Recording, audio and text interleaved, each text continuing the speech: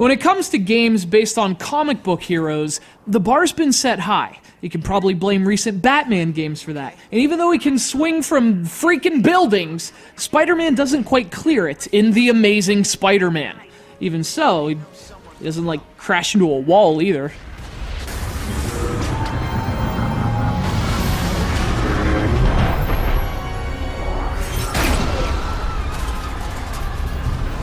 Get to the helicopter!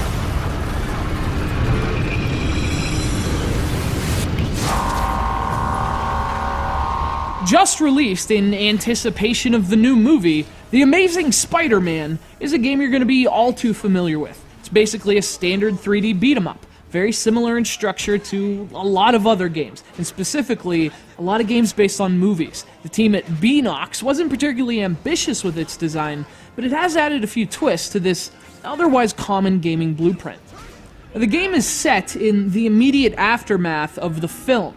That means if you're a huge Spider-Man fan, you might want to hold off on playing this before you see the movie. There are spoilers all over the place, so keep that in mind. In fact, early on, Emma Stone is attacked from behind by a drunken Kirsten Dunst. What a twist!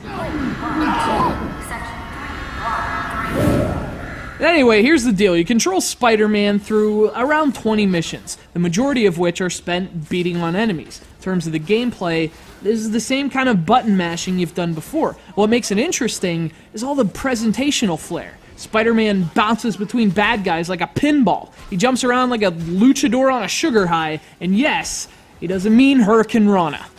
Although you're not doing anything all that different from other titles, the on-screen results make it a lot more fun. Spider-Man has a pretty impressive offensive arsenal, and it's a lot of fun to use it, especially in combination with all the crazy acrobatics, which are easy to pull off. It all feels very smooth and satisfying in motion.